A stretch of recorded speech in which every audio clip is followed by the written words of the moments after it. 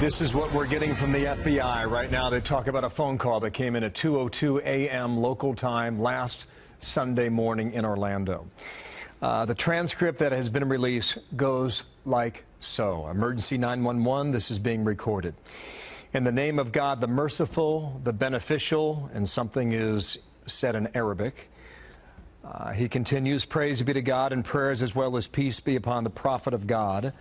I let you know I'm in Orlando and I did the shootings. The 911 operator, what's your name? My name is I pledge of allegiance to, omitted. Okay, what's your name? I pledge allegiance to, omitted. May God protect him in Arabic and on behalf of, omitted. The 911 operator, all right, where are you? The killer, in Orlando. Where? In Orlando was the next question from the 911 operator. End of call. Remember, there were 3 911 calls that night. He made the first one and hung up. He made the second one, and this was the exchange. There was a third reverse 911 call in which the operator calls back the number that came in. So there were 3 there.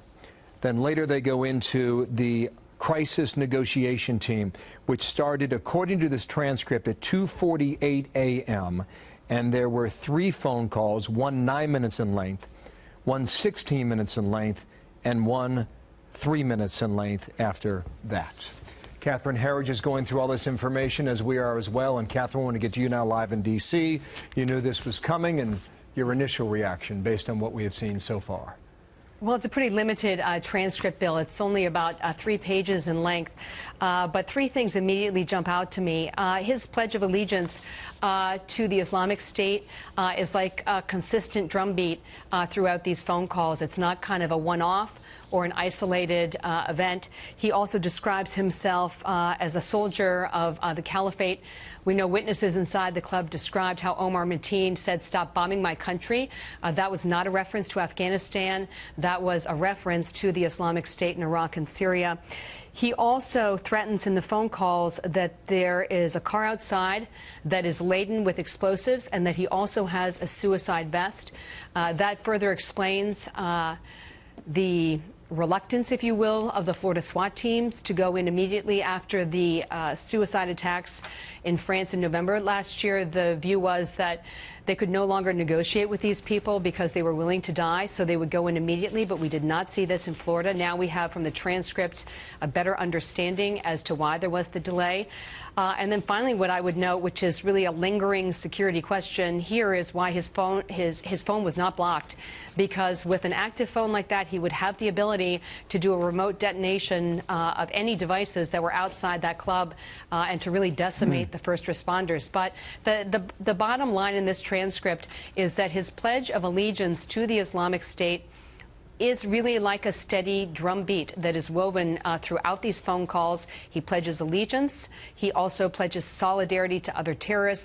And then he also sort of takes on the mantle of ISIS, saying that he is an Islamic soldier, presumably of the caliphate. So it's a pretty steady beat. Also, he tells the negotiator, the crisis negotiator, which was not part of the original 911 call, but it came about 40 minutes later, tell America to stop bombing Syria and Iraq, and that is why he is, quote, out here right now.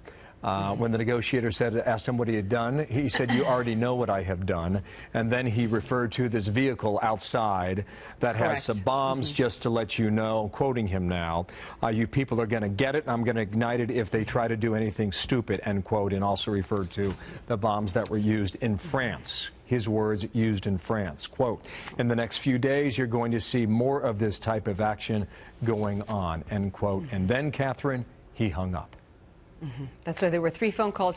I have to say I find the format of this transcript somewhat confusing in the sense that we see the sections that are redacted, and then just based on my read, there are paragraphs summarizing these communications with the hostage negotiators. So the question I have is why some portions are word for word verbatim, and then they're redactions, and then others are sort of in some, if you will. So it doesn't seem to be treated consistently throughout that transcript. We may understand more at that FBI FBI briefing as to why it was done this way, Bill. Two more things. As victims are being rescued, he said he will put 4 vests with bombs on victims within 15 minutes, and then at 5:14 a.m., a little more than 3 hours after it started, it was over with shots being fired inside. Catherine, thank you. Much more to come on this in Washington.